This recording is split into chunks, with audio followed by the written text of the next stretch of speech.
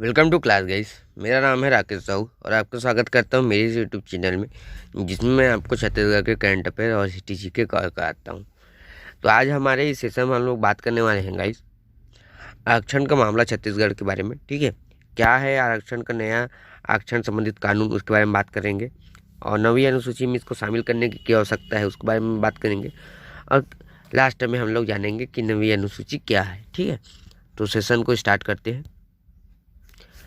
तो आरक्षण का मामला क्या है? तो आरक्षण का मामला ऐसा है कि जब 2012 में, जिस समय छत्तीसगढ़ में जो गवर्नमेंट थी, उसने आरक्षण जो है वो बढ़ाकर कितना कर दिया था, 58% कर दिया था। जिसके बाद वहाँ गया कहाँ, छत्तीसगढ़ हाई कोर्ट में, जिसने हाई कोर्ट ने उसको असंवैधानिक घोषित कर दिया। उसके बाद जो 58 का आरक्षण था उसको जो है रद्द कर दिया गया। जिसके बाद जो है एसटी वर्ग का जो आरक्षण था वो घटकर कितना हो गया, 32 से 20 हो गया। और एसी का 12 का 12, ओबीसी का 16 का 16 ही हो गया। ठीक है, तो आगे बात करते हैं। ये तो जो थी वो आरक्षण का मामला जो छत्तीसगढ़ में गरमाया था कुछ दिन पहले। ठीक है, उसके बारे में हम लोग ने बात किया, आगे बात करते हैं। और तो क्या है छत्तीसगढ़ में नया आरक्षण संबंधित कानून जो अभी कल परसों ही आया है।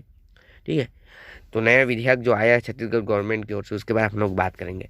तो छत्तीसगढ़ का नया विधेयक पास हो गया, जिसमें एसटी को जो आरक्षण मिल रहा है वो 32, और एससी को जो हो गया है वो 13, और ओबीसी 27, और ईडब्ल्यूएस हो गया है 4।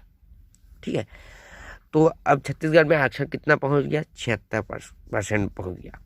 ठीक है, तो आपने देखा होगा जो 2012 में आरक्षण बढ़कर कितना हो गया था, 58% हो गया था। उसको जो हाई कोर्ट में चुनौती दी गई, तो वो जो है असंवैधानिक घोषित कर दिया गया। किसके द्वारा? हाई कोर्ट के द्वारा।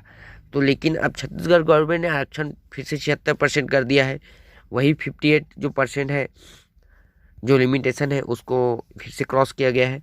तो फिर इसको भी चुनौती दी जा सकती है।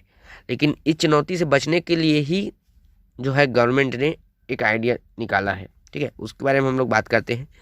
लेकिन इसमें कहा गया है कि अब राज्यपाल के हस्ताक्षर के बाद ही बनेगा। तो मुझे लगता है कि आप आरक्षण का जो ये विधेयक है इसके ऊपर तो जो है राज्यपाल सिग्नेचर कर देगी, उसके बाद यहाँ विधेयक पास हो जाएगा।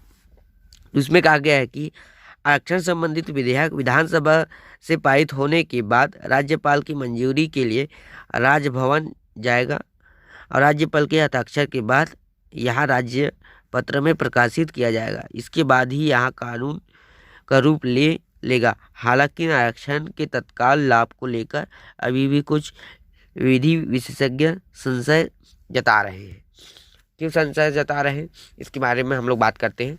और जो ये 76% हो गया है, तो इसको कैसे अब जो गवर्नमेंट है वो सुरक्षित रखेगी, इसके बारे में हम लोग बात कर लेते हैं। ठीक है, तो नवी अनुसूची में शामिल करने की आवश्यकता क्यों है?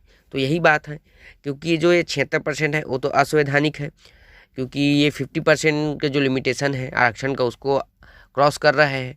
तो इसको जो है गवर्नमेंट वो चाह रही है कि इसको नवी अनुसूची में शामिल करें। क्यों शामिल करें, तो उसको हम लोग बात करते हैं। तो नई आरक्षण व्यवस्था एससी सुप्रीम कोर्ट द्वारा 1992 की इंदिरा साहनी बनाम भारत संघ के फैसले में निर्धारित सीमा को तोड़ देती है। ठीक है, तो जो 50% का जो लिमिटेशन था, सीमा था, उसको जो अभी के जो आरक्षण की व्यवस्था है वो बार बार तोड़ देते हैं।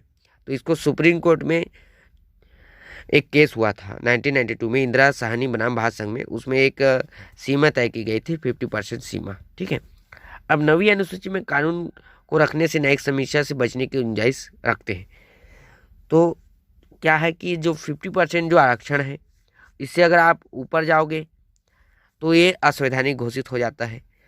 तो इस असंवैधानिक को बचाने के लिए, इसको संवैधानिक करने के लिए जो गवर्नमेंट है वो चाहती है कि इसको हम नवी अनुसूची में रख दें, जिससे कि न्यायिक समीक्षा इसकी न की जा सके। तो आगे बात कर लेते हैं कि नवी अनुसूची क्या है।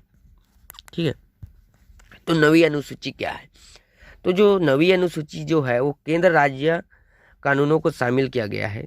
ठीक है, तो इसमें जो है इस सूची में केंद्र और राज्य के कानून को शामिल किया गया है, जिसको न्यायालय के समीप चुनौती नहीं दी जा सकती। और यहाँ संविधान का प्रथम संशोधन अधिनियम 1950 द्वारा जोड़ा गया था। तो कैसे आया नवी अनुसूची जो है वो कैसे आया, इसके बारे में हम लोग थोड़ा सा है ब्रीफ नॉलेज ले लेते हैं। तो 1951 के टाइम क्या हो रहा था कि जो गवर्नमेंट है हमारे उस समय के जो प्रधानमंत्री थे पंडित जवाहरलाल नेहरू जी थे, तो उस समय क्या था, भूमि सुधार कानून चल रहा था, जिसको लेकर लोग जो है कानून के समीक्ष जाकर इसको असंवैधानिक घोषित करवा देते थे। मतलब उनको लगता था कि ये असंवैधानिक है, इस वजह से बार बार जो है वो भूमि सुधार जो कानून है वो रुक जाता था। ठीक है, तो आगे बात करते हैं। ये पहले इस संशोधन में कितने कानून थे, अनुसूची में 13 कानून जोड़े गए थे। वर्तमान में अभी कितने हो गए हैं, 284 विषय को इसमें शामिल कर दिया गया है। ठीक है, इसका गठन अनुच्छेद आर्टिकल 31B द्वारा किया गया था।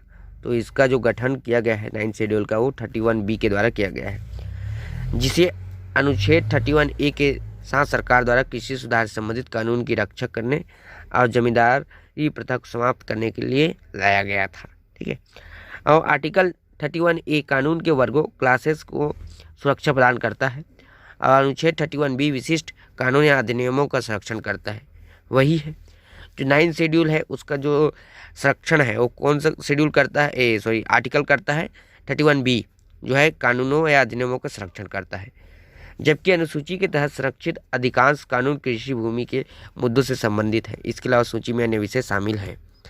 तो वही है, इसको क्यों लेकर आए थे, यही कि ये जो कानून जो कृषि भूमि मुद्दे हैं उससे संबंधित विषय इसमें अधिकतम है। लेकिन अब जो है गवर्नमेंट इसको अब आरक्षण को बचाने के लिए ऐसा कर रही है कि हर आरक्षण को आप 9 शेड्यूल में डाल दो, ऐसा जो है ट्रेंड चल रहा है। ठीक है, बाद में इसके बारे में और बात करेंगे। तो आर्टिकल 31B में एक पूर्वव्यापी संचालन भी है।